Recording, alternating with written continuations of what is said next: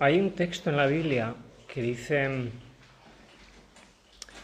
mis pensamientos no son vuestros pensamientos. Obviamente está hablando Dios a través del profeta Isaías, concretamente el capítulo 55, versículo 8, y está dejando bien claro que una cosa son nuestros pensamientos y otra cosa son los pensamientos de Dios, obviamente, ¿no? Y los cristianos generalmente creemos que tenemos dos tipos de pensamientos: los nuestros y los que Dios pone en nosotros. El problema es que muchos a veces no nos hemos dado cuenta que todo ser humano tiene tres tipos de pensamientos. No dos, tres, según la Biblia. Tenemos pensamientos propios, tenemos pensamientos que Dios coloca en nuestra mente y tenemos pensamientos que Satanás coloca en nuestra mente. Son tres los tipos de pensamientos que tenemos. Porque así como el Espíritu habla a nuestra mente, Satanás habla a nuestra mente también. Y no es un problema que Satanás hable a nuestra mente, porque el mismo Hijo de Dios tuvo a Satanás hablando, tratando de hablarle. El problema es que nosotros no somos a veces capaces de identificar y decirle: apártate de mí, Satanás. Y os voy a poner un ejemplo. No de gente perversa en la Biblia, de hombres de Dios. Hombres de Dios. El rey David, en cierta ocasión, dice el texto bíblico, Satanás se levantó contra Israel e incitó a David a que hiciese censo en Israel. Repito, fue Satanás el que colocó el pensamiento de hacer un censo. Y en la antigüedad, los pueblos antiguos, siempre era una estrategia de guerra censar cuántos somos, cuánto es el enemigo, podremos combatir, no combatir. Entonces, le vino ese pensamiento a David: esta idea que tengo puede ser interesante hacer un censo, y ni siquiera él mismo sabía que la idea no era suya, porque la Biblia dice que Satanás lo incitó. Y luego también lo incitó a tomar otra mujer que tampoco era la de él. Quizás ahí tenía menos dudas. Pero lo que es claro que este hombre de Dios del cual se ha hablado que era como el que tenía el corazón como el de Dios, a él Satanás le habló y le colocó un pensamiento en su mente. Y si tuviéramos que seleccionar de los apóstoles los buenos o los mejores, que eran Pedro, Santiago y Juan, observar que los tres mejores discípulos, en los tres se repite exactamente lo mismo. Cuando Pedro está recriminando a Jesús, Jesús había dicho que le era necesario ir a la cruz. Pedro le dice: no ocurra eso contigo. Entonces Jesús le responde: quítate de delante de mí, Satanás. Eso está en Mateo 16. Obviamente Pedro no era Satanás. Satanás estaba colocando esa idea en Pedro. Y Pedro no hizo más que repetir la idea de Satanás. Por eso Jesús recrimina a Satanás. Y luego tenemos a los otros dos mejores discípulos cuando van a decirle a Jesús: oye, ahí en Samaria esta gente no nos reciben. ¿Quieres que enviemos fuego del cielo y acabamos con ellos? Y entonces Jesús les dice: vosotros no sabéis de qué espíritu sois. ¿Quién había colocado esa idea en los discípulos? Satanás. Discípulos de Jesús con ideas de Satanás. Entonces, es curioso que el mayor arrepentimiento del Antiguo Testamento corresponde al rey David y el mayor del Nuevo Testamento corresponde a Pedro. Los dos personas a las cuales Satanás en un momento dado coloca ideas en su mente. Claro, la pregunta que puede surgir: ¿y nosotros somos mejores que ellos?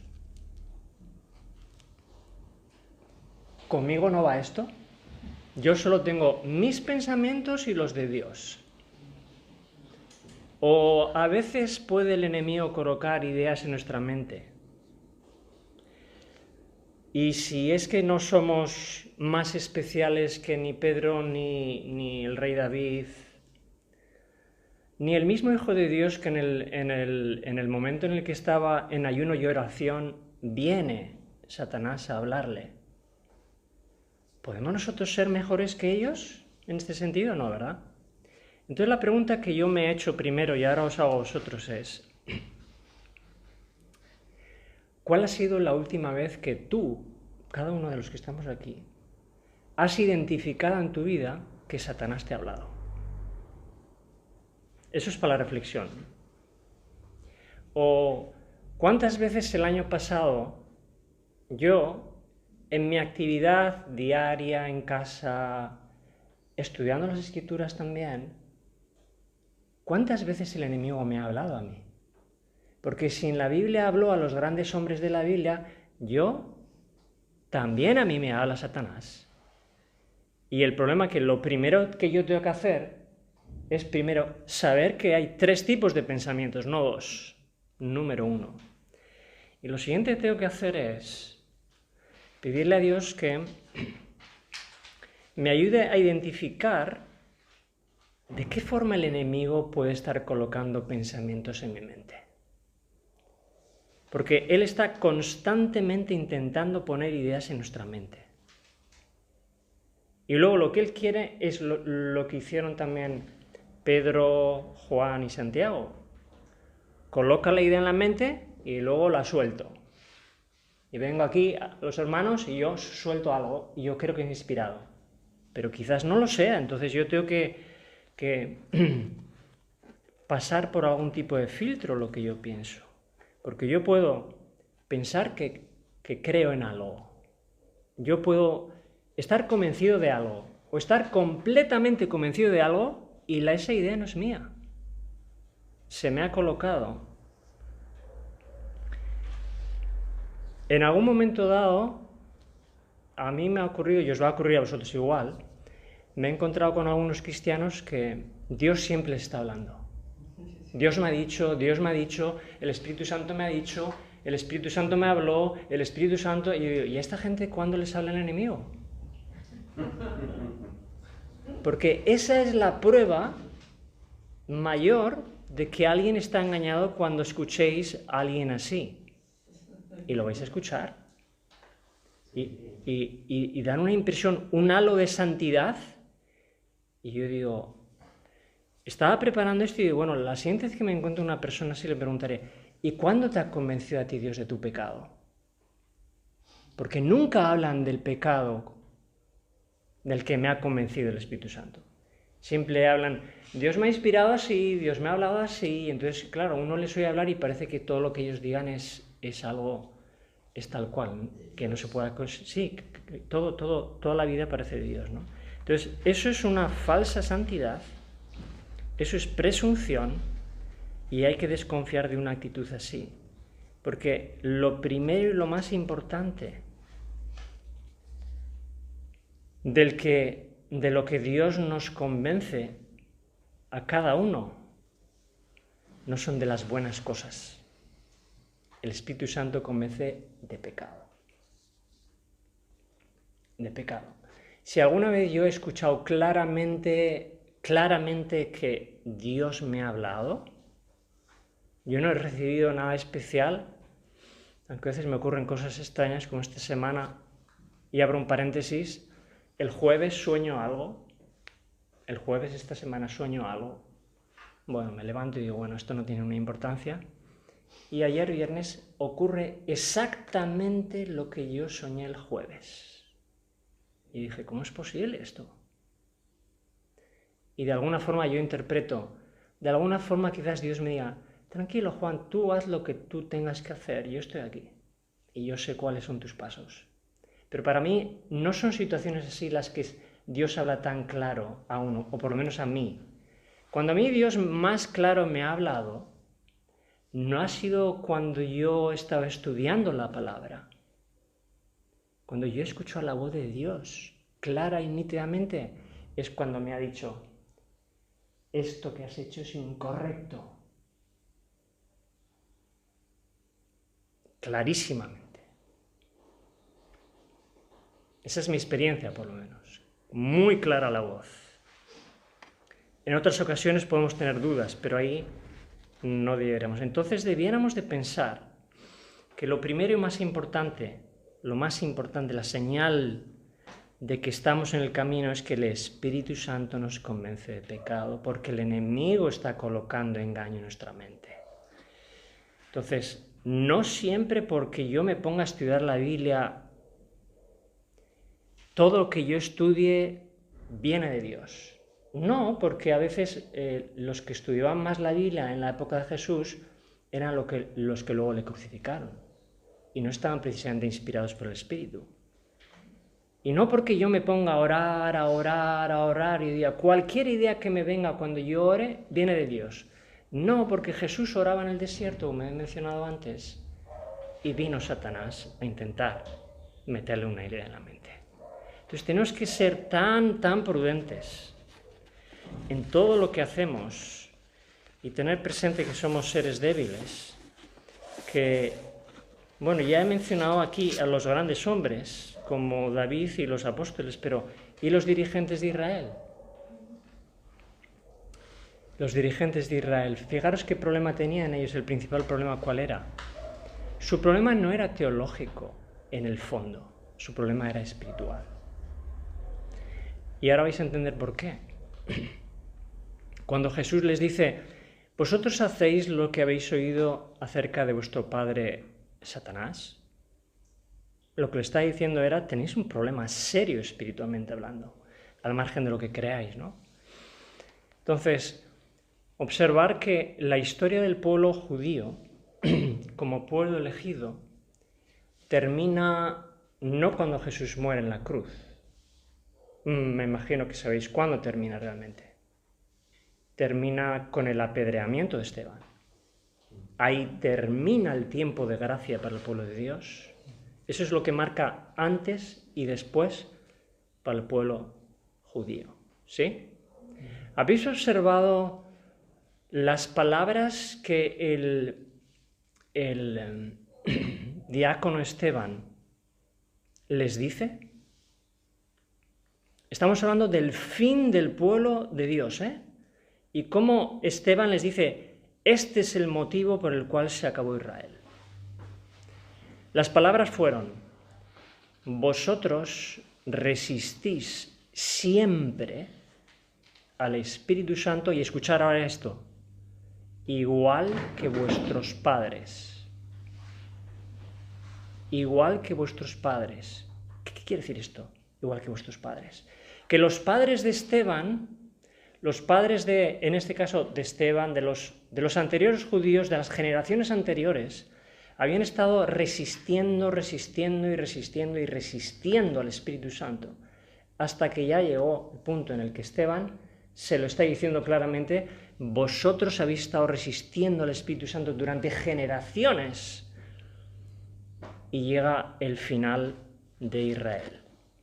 Ni creían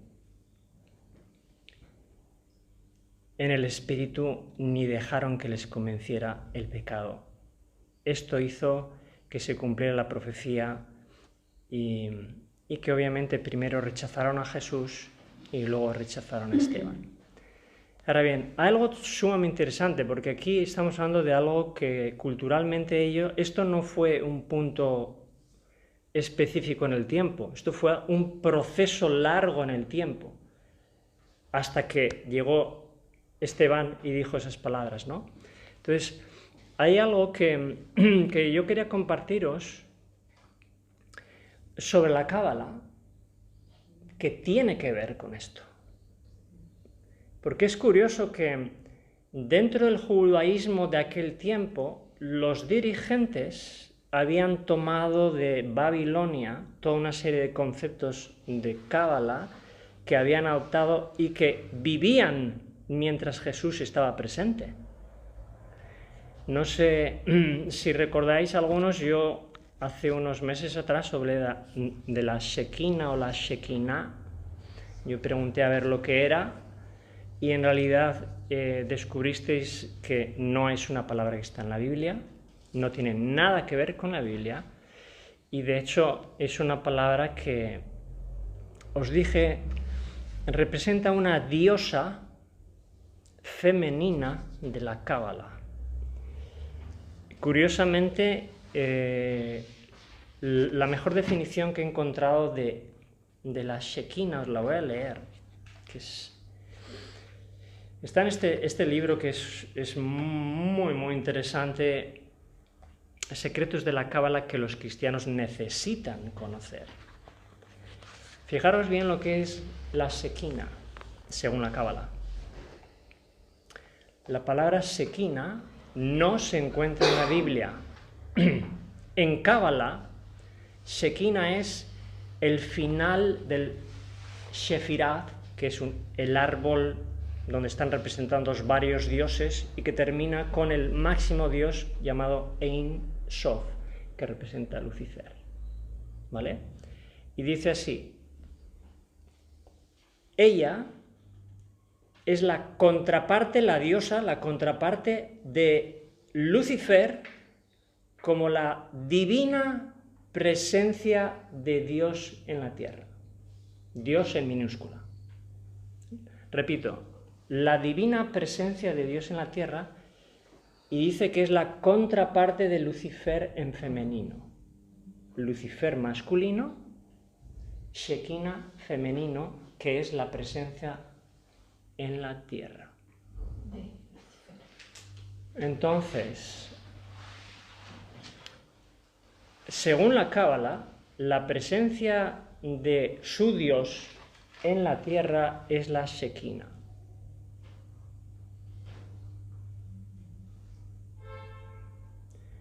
Os pregunto, si los judíos creían, los judíos que resistieron al Espíritu Santo creían en conceptos de este tipo. Por eso Jesús les reprende a los dirigentes en Mateo 23 y los llama serpientes, generación de víboras, porque ellos adoran a la serpiente. Cuando ellos Jesús les reprende y les dice sepulcros blanqueados, porque en la Cábala se adoran los sepulcros, incluso se tumban encima de los sepulcros para recibir el espíritu de los sepulcros. Había mucho de esto impregnado en la cultura rabínica y de los sacerdotes de la época de Jesús. Por eso Jesús habla tan directo y les llama serpientes y víboras. Porque ellos estaban resistiendo a Dios, al Dios Padre, Creador, y estaban adorando, como Jesús les dijo, a vuestro padre el diablo, Lucifer Ein Sof, el dios de la Cábala. Y esta cultura, como el otro día descubristeis, se impregna en las iglesias. Y tenemos, por ejemplo, el término Shekinah en los libros cristianos. Si yo preguntara a alguno aquí, ¿de dónde tú tenías el concepto cuando yo le pregunté que la Shekinah es la presencia de Dios? Nadie sabría responderlo. Pero el enemigo se ha infiltrado muy sutilmente en las mentes de los cristianos ahora y entonces más, y nos ha colocado ideas falsas, satánicas, en nuestra mente, para hacernos creer que la presencia de Satanás, a través de esta diosa, es la presencia de Dios. ¿Me estoy explicando claro? ¿Sí? Vale, entonces, repito por tercera vez la definición de la Shekinah. La divina presencia de Dios en la tierra. ¿Vale? Si para ellos la Shekinah es la divina presencia de Dios en la tierra, no les hace falta Espíritu Santo. No les hace falta Espíritu Santo. De hecho, no es que no les haga falta, es que en la Cábala no se cree que exista el Espíritu Santo. No se cree en eso. Se cree en varios dioses, en el Dios máximo, se cree en la Shekinah, pero no en el Espíritu Santo. Entonces, ni judíos, ni gnósticos, ni algunos judíos mesiánicos hoy creen en el Espíritu Santo tampoco. Y no tienen ni la menor idea de dónde está el origen para no creer en eso. Este es el origen. Por eso el título de esta presentación, este sermón, es La Cábala y el pecado contra el Espíritu Santo. Y ahora vamos a ir al texto de Jesús, donde dice cuál es el pecado contra el Espíritu Santo. Vamos a buscar en Mateo 12. Y el mismo Hijo de Dios va a decir claramente cuál es el pecado contra el Espíritu Santo. Tendría que quedarnos claro. Mateo 12, 31 y 32 dice así: Por tanto os digo, todo pecado y blasfemia será perdonado a los hombres, mas la blasfemia contra el Espíritu no les será perdonada. A cualquiera que dijere alguna palabra contra el Hijo del Hombre, le será perdonado, pero al que hable contra el Espíritu Santo no le será perdonado ni en este siglo ni en el venidero. ¿Qué es lo que Jesús está diciendo aquí? Lo primero que Jesús está diciendo aquí es que yo soy una persona y el Espíritu Santo es otra diferente. Porque si se puede pecar contra Jesús, pero no se puede pecar contra el Espíritu, no pueden ser la misma persona. Palabra de Dios. ¿Sí o no? Vale. El pecado contra Jesús, está diciendo el mismo, no es igual de grave que contra el Espíritu. O sea que Jesús está diciendo que son dos personas diferentes. Si fueran la misma persona, el pecado sería igual contra uno que contra el otro. Esto fue como una profecía hecha a los dirigentes de Israel, que pecaron contra el Espíritu Santo, obviamente. Y no aceptar al Espíritu Santo como persona de la deidad es distorsionar el carácter de Dios. Así que el pecado contra Jesús se perdona y se perdonó, y el Pentecostés es una muestra de ello. Pero el del Espíritu Santo es algo más grave. Y fijaros que el mismo Jesús nos va a decir en Juan 14 que este Espíritu Santo iba a ser enviado por el Padre. Iba a ser enviado por el Padre. El Padre envía algo. Con lo cual, el Padre no se puede enviar a sí mismo. Este Espíritu Santo es también llamado el Espíritu de Cristo. ¿Por qué? Porque Cristo lo pidió cuando ascendió al cielo y vino en el nombre de Cristo. El Espíritu que vino en el nombre de Cristo es el Espíritu de Cristo. Y el Espíritu que viene en el nombre de Dios es el Espíritu de Dios. Y esto es algo que a veces alguna persona, cuando coge un texto aislado de algún lugar del Nuevo Testamento, no, es que aquí pone el Espíritu de Dios, tiene que ser Dios. No, el Espíritu que Dios envió es el Espíritu de Dios, sí, es el Espíritu Santo. Por eso se habla en ese mismo capítulo 12 de Mateo, si observáis bien, Jesús hace referencia al Espíritu de Dios en el versículo 28. Y luego en el 31 habla del Espíritu y en el 32 habla del Espíritu Santo. Es el mismo Espíritu. El Espíritu que Dios envía es el enviado de Dios. Es el Espíritu Santo, al que a veces se hace referencia en la Biblia como el Espíritu de Dios. Se hace referencia en el Antiguo Testamento como el Espíritu de Jehová, el Consolador, y el Espíritu de Cristo, como dice Romanos 8. El que no tiene el Espíritu de Cristo no es de él. ¿Está hablando de Cristo? No, Cristo está intercediendo. El Espíritu que fue enviado en el nombre de Cristo, del cual también se habla como el Espíritu de Cristo. Si no fuera así, y es curioso este dato, no sé si lo conocíais, pero el concepto de nueva era de Dios en nosotros, y que cada uno tenemos a Dios en nosotros, nace de la Cábala hace miles de años. No es nuevo de los años 60. Para la Cábala de hecho es una cita del libro este que os he mostrado, página 81. La Cábala siempre ha enseñado que Dios está en cada persona. Claro, para ellos no hay Espíritu Santo, tienen que creer en el concepto de que Dios está dentro de nosotros. Este es un concepto que parte de miles de años atrás, que ha vuelto a renacer como concepto de nueva era, porque no creen en el Espíritu Santo. Esa es la diferencia. Y cuando el apóstol Pablo habla, por ejemplo, a los corintios, él dice que el Espíritu que proviene de Dios, claro, el Espíritu Santo que proviene de Dios, ese es el Espíritu Santo, sí. El Espíritu Santo, el cual tenéis de Dios, porque Dios nos lo ha enviado. 1 Corintios 6, 19. Es bueno que tengamos presente que en algún momento dado, todos, el enemigo puede colocar ideas erróneas en nuestra mente, y lo ha hecho, y todos en algún momento dado hemos sido engañados.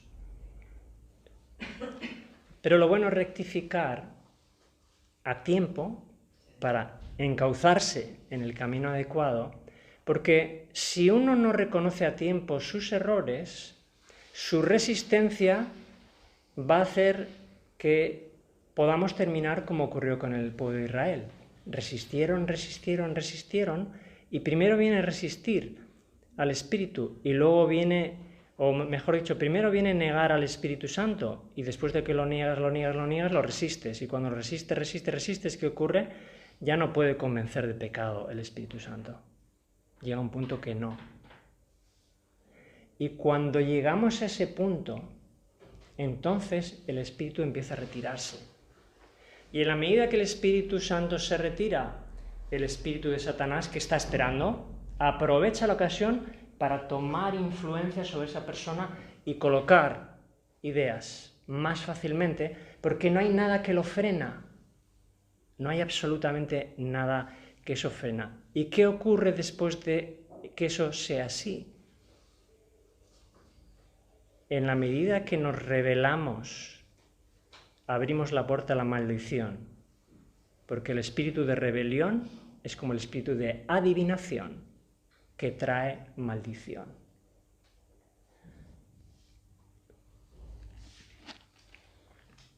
Saúl es un ejemplo de ello. En el mismo momento que el Espíritu Santo se aparta, entonces el espíritu de Satanás comienza a oprimirlo más. Yo desgraciadamente ya tengo ciertos años en la fe y es muy triste a veces hacer historia y recordar personas a las cuales yo he apreciado, he querido, he conocido. Y recuerdo concretamente tuve una amistad con una persona que estudió teología. Hizo toda su carrera, fue pastor, se desarrolló como persona, tuvo su familia. Y en un momento dado empezó a generar dudas, porque el enemigo le colocó dudas en su mente sobre esto que estamos hablando. Y poco a poco empezó a negar la existencia del Espíritu Santo como los judíos o como la Cábala hace. Y yo vi con mis propios ojos a lo largo de los años el declive total, espiritualmente hablando, y las diversas maldiciones que tuvo que sufrir hasta que se apartó de la fe, abandonó la iglesia y terminó quemando a fuego todos sus libros cristianos que tenía en casa. Y no es el único caso que he visto. Y es triste que los seres humanos a veces no tengamos la capacidad de distinguir que el enemigo puede destruirnos primero por medio de la duda, el engaño y después el pecado. Y Satanás, que empezó su obra de destrucción sembrando dudas en el cielo, él consiguió desviar una tercera parte de los ángeles primero con las dudas. Y el mismo plan es el que luego siguió en la tierra a través de Adán y Eva. Y esas dudas son semillas de destrucción. Por eso tendríamos que examinarnos y pensar que cuando nosotros estamos en nuestro hogar, tendríamos que examinar realmente si nuestro hogar está en las mejores condiciones y protegido para que el enemigo no haga su labor de confusión. Para que cuando yo llegue aquí, llegue no con algo improvisado, sino con algo procesado y estudiado, y sobre todo teniendo en cuenta ese texto que deberíamos recordar de 2 Corintios 10:5, que dice, y repito como he empezado a hablar, tenemos 3 clases de pensamientos, los de Dios, los nuestros y de Satanás. 3.